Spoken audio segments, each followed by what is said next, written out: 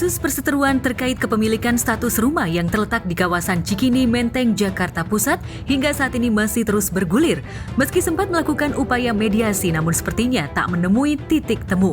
Apalagi saat itu pihak Wanda ingin sekali bertemu dengan Yapto Suryo Sumarno yang mengklaim jika rumah yang sempat ditinggali oleh paman Wanda, Hamid Hussein itu merupakan tanah miliknya. Kasus eksekusi paksa itu dinilai Wanda cacat hukum.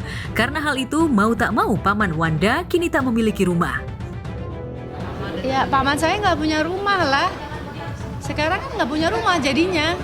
Gitu. Jadi ya tinggal di rumah paman yang lain, ditinggal ya gitu. Jadinya nggak, ya homeless. Oke, kalian lihat ya rumah kami, rumah tinggal keluarga kami sudah diduduki. Ya, per video yang kalian itu kan video yang very update, sudah diduduki oleh, ya menurut kami orang yang tidak berhak. Walaupun menurut mereka berhak, kita itu kan harus diuji di pengadilan siapakah yang sesungguhnya berhak, gitu kan?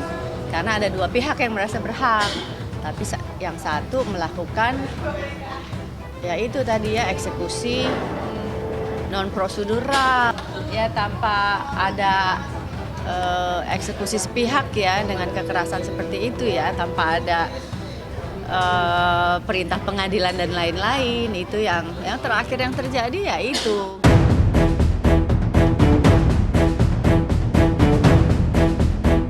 Meski Wanda Hakul yakin jika rumah itu sah milik sang paman dan berkekuatan hukum, namun pihak Yapto juga memiliki bukti yang kuat. Bahkan karena kasus ini, Hamid Hussein akhirnya ditetapkan menjadi tersangka lantaran diduga telah menyerobot lahan yang tengah dalam proses sengketa. Ditetapkannya saudara keluarga Wanda Hamidah ini, yaitu saudara Hamid Hussein sebagai tersangka, maka gugur sudah statement-statement yang disampaikan oleh saudara Wanda Hamidah selama ini bahwa pemilik daripada objek perkara yang ada di Jalan Ciasem 2 dinyatakan mereka bukan milik daripada saudara Yapto.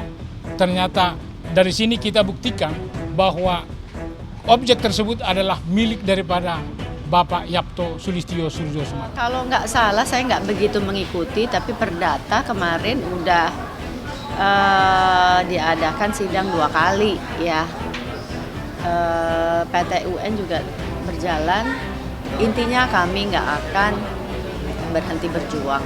Di tengah banyak keraguan, apakah ini negara hukum atau bukan, kami mencoba membangun optimisme, menaruh harapan kepada hakim agar bertindak seadil-adilnya dan membuka dokumen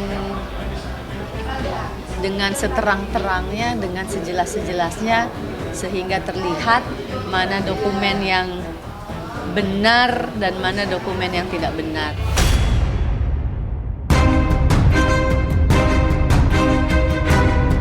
Sama halnya dengan Wanda, Yulia Irawati yang merupakan ibu kandung Ang Bin Rishi yang tengah mencari keadilan lantaran aset pribadinya berupa rumah dijual oleh mantan suaminya tanpa sepengetahuannya itu justru harus menerima kenyataan pahit lantaran ia justru dilaporkan oleh mantan suaminya dengan dugaan pencemaran nama baik.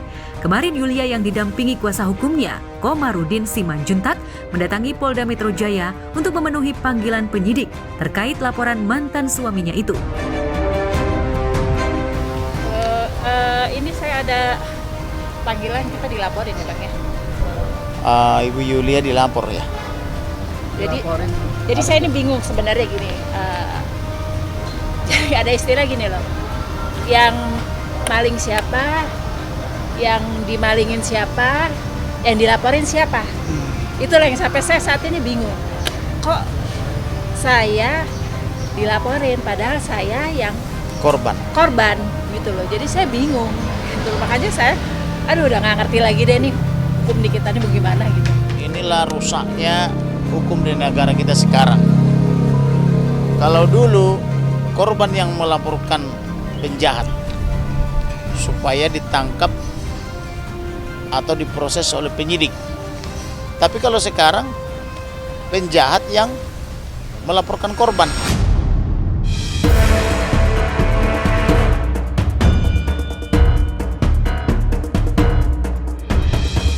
Yulia merasa bingung. Di saat ia ingin meminta perlindungan hukum atas kasus dugaan penjualan aset, justru ia yang dilaporkan lantaran diduga telah mencemarkan nama baik mantan suaminya tersebut. Laporannya ibu ini dianggap mencemarkan nama baik, disangka melanggar pasal 310, 311, pencemaran nama baik. Jadi kalau kita laporkan sekarang penjahat ke polisi, maka kita akan dilapor balik oleh para penjahat itu sebagai 310, 311, yaitu pencemaran nama baik. Pelapornya inisialnya TR. Kita minta kepada Menko Polhukam selaku dia Profesor Doktor Hukum, tolong dong Bang perbaiki sistem hukum ini karena hukum itu harus tegak di Indonesia. Khususnya Abang sebagai Menko Polhukam punya tanggung jawab besar untuk itu. Maka beliau berjanji akan memperbaiki sistem hukum nasional dan kita ikut kawal, itu intinya.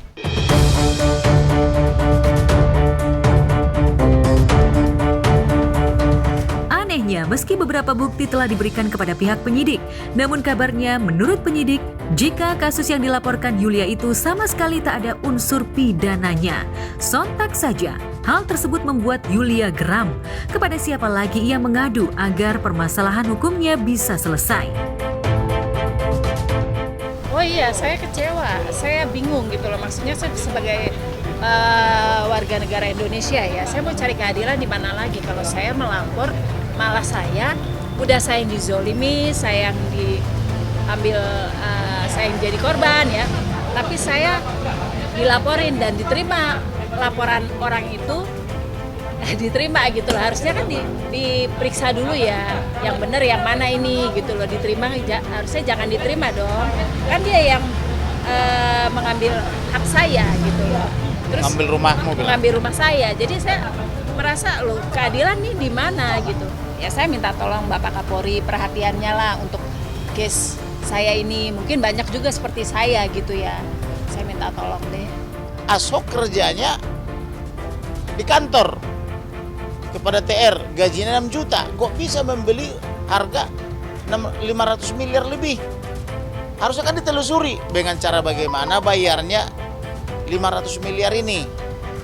Dari mana uangnya? Ditaruh di mana uangnya? Bagaimana perpindahan rekeningnya? Apakah dibayar antar rekening, transfer atau pemindah bukuan, atau pakai cek giro atau serahkan tunai? Kan harus diselidik.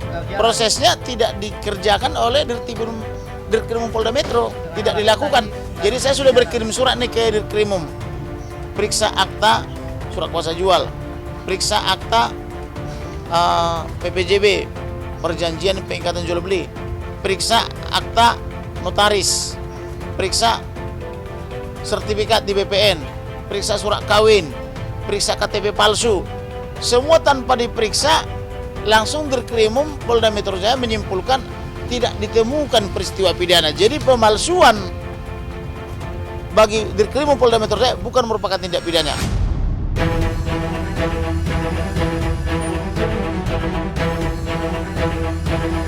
Lantas, apa langkah-langkah hukum yang akan ditempuh Yulia dan kuasa hukumnya untuk mencari keadilan atas kasusnya ini? Saya itu orangnya pantang menyerah. Apapun tantangannya saya ladenin. Jadi kita tetap berdoa supaya Tuhan turut campur di dalam perkara ini dan terus kita perjuangkan sampai benar-benar kita memperoleh kepastian hukum, keadilan dan kemanfaatannya. Abang tentu sudah ngerti itu. Pasti kita lawan terus dengan cara bagaimanapun sesuai hukum acara tentunya ya.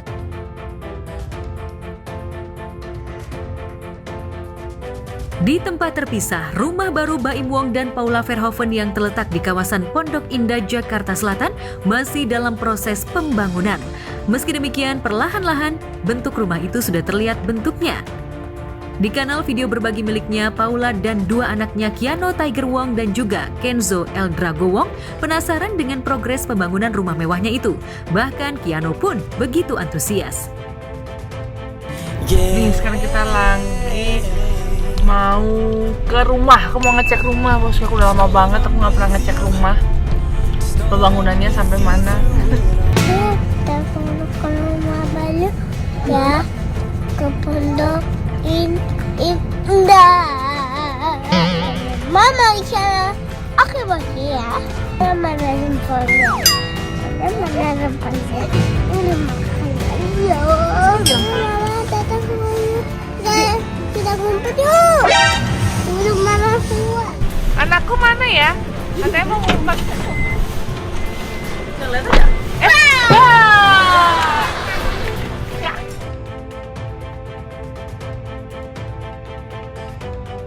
Karena merasa putra sulungnya lebih sering menengok perkembangan rumah barunya, Paula pun meminta kepada Kiano untuk menunjukkan letak ruangan yang nantinya akan dibangun di rumah tersebut. Dengan gaya polosnya, Kiano pun menjelaskan ruangan apa saja yang akan dibangun di rumah barunya itu. Mama. Assalamualaikum. Bilang. Makan yang baru. Ini rumah kakak yang baru. Iya. Ya Allah, ini aku baru lihat loh. Ih, tinggi banget kak rumahnya kak. Adik. Kakak, Iya, sama kakak juga. mama juga. Oh, mama juga. Oh, papa juga. Oh, kalau kakak gitu semuanya rata. Disebut semua. Iya, ada batu. Kakak kan udah pernah kesini sama papa ya? Iya. Berarti kakak udah tahu kan letak-letaknya, mana ruang tamu, mana kolam renang, mana itu, tahu nggak? Tahu. Kasih tahu mama. Oke? Ini namanya ruangan apa kak? Adek mau jalan nih, Dek, di rumah baru Dek. Adek. Itu apa? Oh, itu apa? Dek. Ini rumah baru. Iya, Adek baru pertama kali loh kesini loh. Mama mau nanya, ini ruangan apa kak? Ini kita biar manja itu loh, Mas. Oh, manja. Ini tuh berapa lantai sih kak rumahnya? 3 lantai. Oh, 3 lantai. Kamar adek yang mana kak? Tunjukin dong kamar adek. Itu ngarang banget. Kayak bapaknya suka ngarang. Mama tanya deh, kakak. Fotonya. Iya, kak. Mama nanya, kamar kakak di mana sih? Ini dapur katanya. Ini dapur. Iya, ini dapur. Dapur.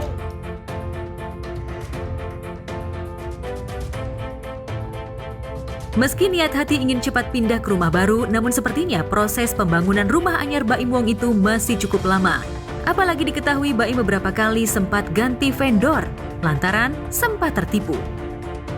Ya, kira-kira rumahnya kakak nih sama dede itu bakal jadinya berapa lama lagi? Mama kasih pilihan 1 tahun, 2 tahun, 3 tahun.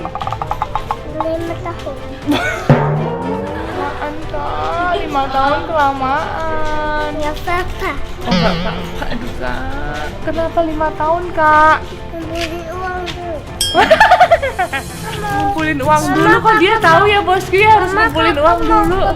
Kita udah selesai. Kira-kira berapa tahun lagi kak jadinya? 2 tahun. 2 tahun bosku. Bismillah ya, semoga doain biar cepet selesai ya rumah Kiano ya, Mak Kenzo ya.